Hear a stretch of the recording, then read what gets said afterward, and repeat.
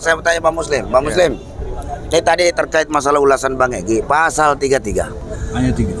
Ayat 3 itu bumi, air, dan seluruh kekayaan yang ada di alam ini digunakan semakmur-makmurnya rakyat. Nah, dalam konteks hari ini, kondisi pemerintahan saat ini, untuk memasuki tahun 2022, Indonesia yang kaya raya ini, kok rakyatnya kok miskin aja, perasaan makin ini makin parah gitu.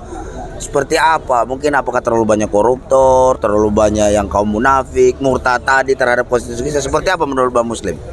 Ya baik, bismillahirrahmanirrahim. Assalamualaikum warahmatullahi wabarakatuh. Waalaikumsalam. Keterangan Bang Egy tadi sangat menarik. Jadi kemarin di depan kedutaan besar Cina, saya berorasi. Kami ini bangsa yang berketuhanan yang Maha Esa. Kami ini bukan menganut ideologi komunis yang anti Tuhan. Anda harus tahu itu. Kami punya Pancasila. Kami punya 45, kami punya Quran. Nah, itu dia. Jadi bangsa Indonesia itu bangsa bertuhan. Jadi kalau ada yang tidak bertuhan, bukan bangsa Indonesia. Itu dia. Kita harus tahu itu bangsa bertuhan. Karena falsafah ideologi falsafah kita, ideologi bernegara, berbangsa, Pancasila itu ketuhanan yang Maha Esa. Saya tambahin lagi. Pasal 29 ayat 1, negara berdasarkan ketuhanan yang Maha Esa. Ya.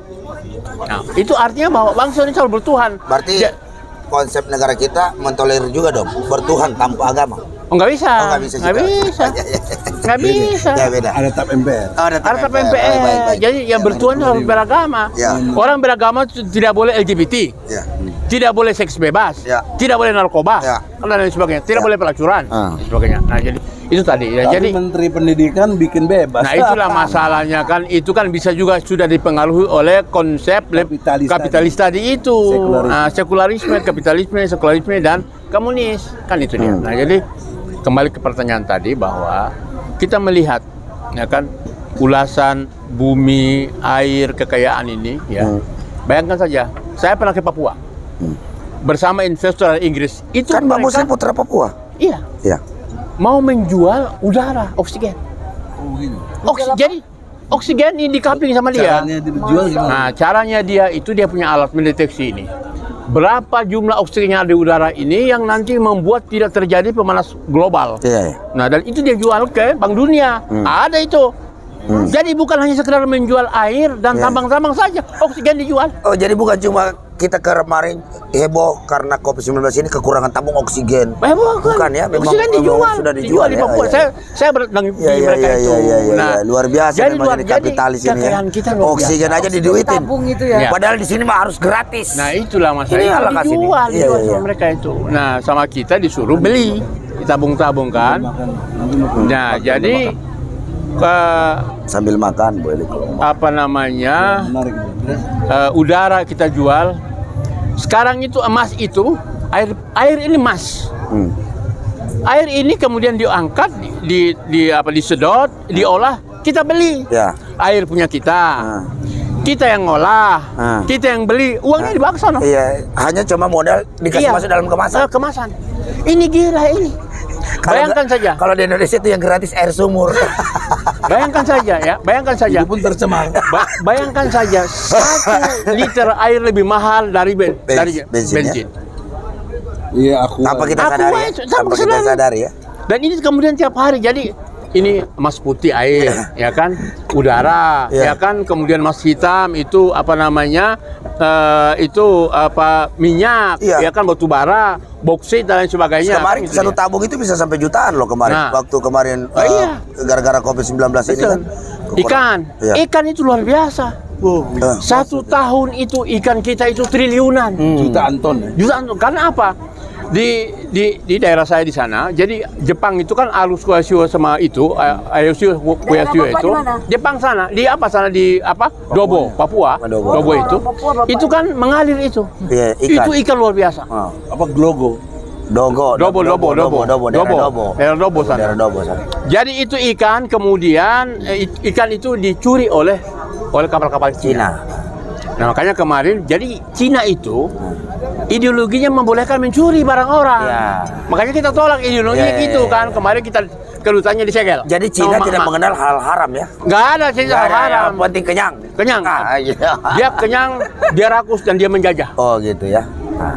Itu dia. Buktinya umat Islam yang ada di di Xinjiang, Ya. di Uighur itu. Makanya kemarin aksi ARM melakukan penyegelan terhadap duta besar sangat mendapat beralasan. sangat Didukung di diapresiasi Eropa, oleh seluruh dunia ya. Eropa, bahkan di internal Iya. Cina sendiri Iya. mereka mendukung itu. Iya, ramai di media sosial Nah, Cina media kemarin ya. sosial. Jadi kembali ke tadi Iya. itu Iya. bahwa pasal 33 kita ini itu pejabat tidak boleh zolim, Ya. tidak boleh munafik, Ah. tidak boleh rakus. Ah. Nah, bagaimana mereka dalam suasana pandemi? Mereka bikin namanya Perpu, Ya. ya kan? Tentang corona. Ya. Uang diambil 1.000 triliun lebih, dipakai nggak jelas, tapi pejabat yang ngambil itu tidak boleh dihukum. Tidak boleh diaudit. Diaudit, Iya, iya. tidak boleh diaudit, Tidak boleh tidak dilaporkan boleh pidana. diusut, tidak boleh dihukum, Ah. tidak boleh diadili, tidak boleh ditangkap. Nah, baru sudah itu dilarang protes. Dilarang protes. Rakyat dilarang protes. Dilarang protes. Terus rakyat cicing wae. Cicing wae. Memang benar-benar bodoh sekali kita ya. Jadi Ya. Inilah di Indonesia gabungan kapitalis komunis. makanya saya Jadi nggak jelas. Jadi dengan alasan Pancasila, padahal prakteknya kapitalis dan Dan komunis. dua-duanya. Makanya ulama-ulama ditangkapin. Ya. Kemarin Bang Egy mau di Jadi perpaduan antara komunis dan kapitalis adalah Iya. cicing wae, Cicing diam wae. saja.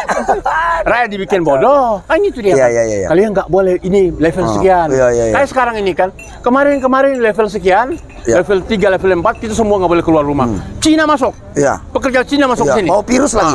Bawa virus lagi. Ah. Tapi kita cicing wae. Iya. Nah sekarang ini mau tahun baru, Iya. dilepas itu. Dilepas.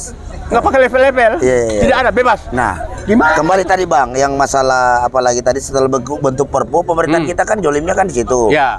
Covid, bikin Perpu, uang diambil, tidak boleh diaudit. Kemudian terus apa lagi Bang? Nah setelah itu kan akhirnya digugat. Iya. Saya ikut menggugat itu Iya, iya, di iya. MK. Ah. Alhamdulillah hakim MK agak cerdasan dikit. Iya. Dibatalin sama dia. Nah, Jadi hakim itu membatalkan Perpu Corona Ah. dan Ombudsman. Nah. Apa nama Omnibus Law? Omnibus Law. Iya, iya. Yang tentang COVID dibatalkan. Dibatalkan. Saya ikut menggugat. Iya, iya, iya. Saya penggugatnya itu. Akhirnya sekarang ini Nah. semua penggunaan uang Covid itu Bisa ditangkap, bisa diaudit bisa ya? diaudit, bisa dilaporkan diusut, pidana. bisa dilaporkan Nah. pidana, bisa ditangkap, bisa dipenjara. Nah, ujungnya daripada Makanya kebijakan-kebijakan. kemarin kalian ke KPK ya? Iya, Ya. betul. Nah, cerita KPK. Ya, nanti kita cerita Iya, Pak. silakan, Bang. Silakan Nah, Abang terus. Jadi kembali ke tadi itu. Jadi kalau tadi saya sependapat dengan Bang Egy. Arab Saudi cuman minyak tok. Minyak, Cuma minyak, korma, ibadah minyak haji zaitun, dan dia- onta. Dan Itu jualan saja kambing. dia menjadi negara petrodolar. domba. Jadi kalau kita ini semuanya Sapi. nggak ada. Iya, iya, iya. Semuanya ada, semuanya ada. Ya. Gila kita ini dahsyat. Iya. Sampai Memang- bangkuang lengkoas. Semua kelengkap. Iya. Teman saya itu ada Sinse, kemana-mana dia bawa lampu senter. Kemana ketemu itu obat-obatan. Dia ada sekian ribu jenis tanaman-tanaman yang bisa untuk ngobatin. Tidak usah kita beli ke farmasi, nggak usah. Oh ini diramu sama Sekarang ini. malah Nah, jadi ada mafia farmasi. mafia farmasi, Dengan COVID. mafia karantina, mafia farmasi, kan gitu dia Iya. kan.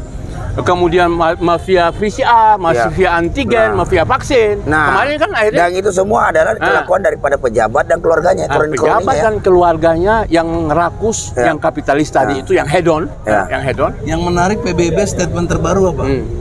Yang sudah vaksin 1-2 Ya, tidak. Nggak, bukan. Nanti kena lagi dia. terkena Omikron.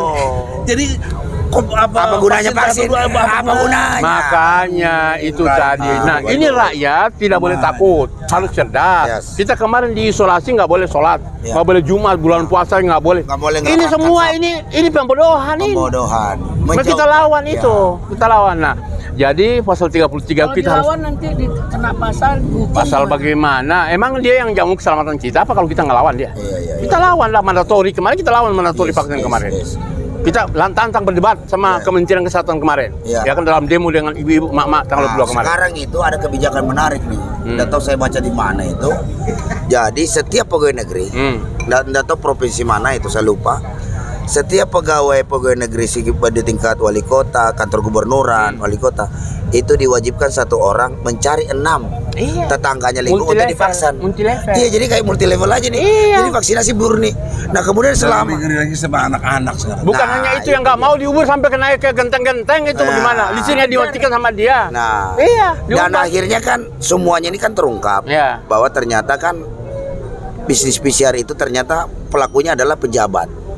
Nah, Bas Muslim seperti apa tuh Nah, itu? Etika beretika nggak sih Ya, pejabat jadi seperti itu? ini sebetulnya pejabat begini kita gantung aja di Monas. Oh gitu ya. Sekarang begini, pejabat apakah bekerja sama dengan penegak hukum lain, pengaman negara? Karena kalau cuman pejabat saja tanpa kita masyarakat ditakuti dengan penegak hukum lainnya atau dampak-dampak yang akan merugikan rakyat itu, mereka mau seperti menyerahkan diri. Iya. Seperti apa itu? Nah makanya kan begini kan, kenapa kemarin itu tekanan itu kita minta Luhut diusut, Luhut ini diusut. Ya. Karena hari ini sampai hari detik ini Presiden Joko Widodo diam, cicing wae, Ya. diam aja. Ya. Kalau dia diam, jangan-jangan ikut kebagian itu barang. Ya, kebagian fee marketing. Fee marketing atas PCR, Iya, iya. antigen, Iya, iya. vaksin dan lain sebagainya. Iya, iya, Satu iya. yang kedua, kenapa Menteri Kesehatannya itu malah orang bangkar? Jangan istilah fee marketing, fee utama. Fee utama. Utamanya. Dan sudah diakui oleh Erick Thohir. Oh. Penetapan harga Harga. itu dalam rapat Diketahui terbatas. Presiden. Iya. Ada Bukan ditetapkannya. Ada Makanya waktu kita minta presiden, nih. wakil Tapi presiden. tidak ada keuntungan. Keuntungan dari mana? Sudah diakui itu keterangannya berubah-ubah. Makanya kita minta KPK segera memanggil Joko Widodo diusut Yes. ke atas keterangan Erick Thohir yang mengatakan harga PCR. Tapi Firly berani nggak? Makanya kita dukung dia. Kemarin saya udah orasi. Kalau Firly berani memanggil, Ya. memanggil Luhut, memanggil Erick Thohir, memanggil Jokowi, maka dia didukung 270 juta rakyat Indonesia. Dan kita kasih bintang 7 dia. Kasih bintang 7. Bintang 7 bukan lagi bintang 4. Bukan lagi Bintang 7. Pusing nanti. Iya, berdua kan ganti-ganti orasi kemarin. Iya. Oh, Jubedil. Oh, coba di. Atas bawah meledak. Ya, lanjut ya. Nah, jadi itu jadi bahwa jadi sekarang ini kita kemarin kan Firly kan mau ditarik tuh ke Mabes Polri. Iya. Kita protes. Iya. Akhirnya Mabes Polisi akhirnya mengubah itu Iya. keputusannya setelah kita protes. Ya, dan perlu diketahui juga bahwa kedudukan Kapolri Iya, dan itu nih. KPK setara. Sama setara, nggak Sama-sama boleh dilantik presiden. saling, iya. Sama-sama lewat pansel. Pansel, ya Gitu kan, jadi fit and setara. proper test, Ya, gitu. ya. Jadi nggak bisa. Firly juga bintang 4 juga. Independen nggak KPK? Ya, lembaga independen. Dia kita dukung supaya Spesialis independen, dia, ya, kan? elek Tapi kok ada spesialis. penekanan-penekanan begitu? Makanya seperti kita apa? dukung. Dia ditekan, kita dukung sama dia supaya dia berani. Ada Ya. penekanan memang. Pastilah Bisa dalam jadi. sejumlah kasus kita lihat lah itu. Nah, jadi oleh sebab itu negara akan makmur kalau KPK itu bisa menangkap. Nah, Nggak usah khawatir, Jokowi punya kasus di Solo. ya, Nah, itu kan bagian dari amanah. Ya, mana tadi itu? Pemimpin, ya sudah disumpah. ya. Disumpah di Solo, ya kan, di DKI dia punya kasus itu. Periksalah maka oleh KPK, nggak usah khawatir lah. Ya kan, dan menaikkan menurunkan presiden itu bukan persoalan makar, bukan. Ya. Dulu Pak Karno juga diturunkan, Yes. naik diturunkan, Pak Harto juga, Habibie juga, Gus Dur juga. Ya. Jadi itu menaikkan dan menurunkan presiden itu hal yang biasa, itu konstitusional. Nah. Jadi nggak ada ini makar, nggak ada itu ceritanya itu. Jadi Ada intinya bahwa bangsa ini, kita ini hancur karena terlalu banyak korupsi ya. Iya. Jadi sudah seharusnya para Ada koruptor kemarin itu Bapak bilang tentang ada seorang anak muda yang baru tamat sekolah tiba-tiba punya uang ratusan itulah, miliar. Anaknya presiden. Anaknya Anaknya bukan anak muda, anak presiden. Makanya kita tanya ini tuh. Siapa yang siapa? Anaknya Pak Jokowi namanya Kaisang. Oh, Oh, Kaisang. jadi Kaisang Pangarep. katanya Kaisang itu kan bisnis, Pak. Bisnis apaan? Goreng pisang, martabak. Sekarang gini, kalau bisnis kan ada cerita kan Itu sejarah kan ada di bisnisnya Solo. nggak ada. Saya pernah datang ke tempat Iya. apanya di Bu, Solo. kalau memang bisnis kan ada track recordnya. Ini tiba-tiba muncul beli saham hampir 100 Lagian jual miliar. pisang goreng sejak tahun berapa? Apakah saya diduga pasti dari bapaknya? Ya. Dugaan saya bahwa ini ada pengusaha-pengusaha yang memang menitipkan uang di situ supaya aman dia. Ah, Jadi simpan gini aja di Pak, situ. kalau kita Rekening bicara penampungan. tentang jabatan, maaf Pak, mohon maaf, saya ini suami saya beberapa puluh tahun yang lalu orang Chevron, gaji bupati, gaji camat mungkin jauh di bawah gaji Chevron karena kami perusahaan asing, udah menerima puluhan juta. Mungkin kalau dibandingkan ini perbandingan 50 juta gaji orang Chevron, orang pemerintahan itu sekelas bupati itu masih 25, setelah gubernur masih 25 juta itu. Nah sekarang kok bisa sekelas gaji apa presiden tuh kan kita tahu berapa juta, ada 1 miliar sebulan. Nah, hasil daripada. Nah, kok bisa dengan jual martabak dan goreng pisang? Sekarang saya memang tahu dia jual itu, Pak. Saya pernah datang ke Solo, Di Kerawang juga ada tuh tutup. di apanya? Semua udah Iya. pernah macet, sudah pernah mati. Jadi Nah, kok bisa dia menghasilkan keuntungan sementara tetangga saya jual lontong rumah makan itu udah dari 33 tahun dia jualan, Nggak sampai miliaran. nggak dapat miliaran, beli rumah sekarang aja nggak bisa. Closing statementnya Bang Muslim. Ya jadi tadi saya tetap merujuk masalah ini ya. terkait masalah ini bahwa kita ini bangsa yang beragama, berketuhanan, ya kan, bahwa kita ini orang yang bertauhid, ya kan, kita punya Pancasila, Undang-Undang Dasar 45, kemudian kaum muslimin itu Al-Quran dan hadis, maka segala pelaku-pelaku pejabat yang tidak amanah siapapun dia, untuk menyelamatkan sumber alam tadi ini supaya tidak dirampok, dia kan bisa saja tuh menjual kepada pihak asing sehingga kita menjadi miskin, ya kan? Nah, itu hukum harus tegas. Pelaku dia siapapun jabatannya, mau presiden, mau ketua DPR, mau ketua MPR, mau menteri, sikat semuanya. Kan bukankah KPK sudah nangkap 2 menteri zaman Jokowi? Kan bisa ditangkap lu sama Erick Thohir di sini kan? Itu loh. Jadi nggak ada pakai Kalau Firly mau amanah, umur 3 berapa lagi, ya kan? Kita semua bakal mati. Terus tapi kalau misalnya Anda mau mati, kalau harimau meninggalkan belang, manusia mati apa? Amal soleh dan jasanya. Ya kan, tapi kalau misalnya KPK-nya agak begini, ya nggak jelas, perintah-perintah nggak jelas.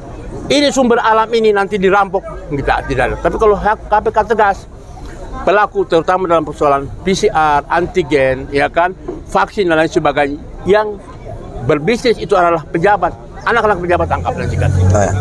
Kalau kita mau negeri ini benar supaya sumber alam kita dilindungi, biar kita gunakan, misalnya bisa aja Pak Egy maju, ya kan, maju sebagai pemimpin, emang nggak boleh apa?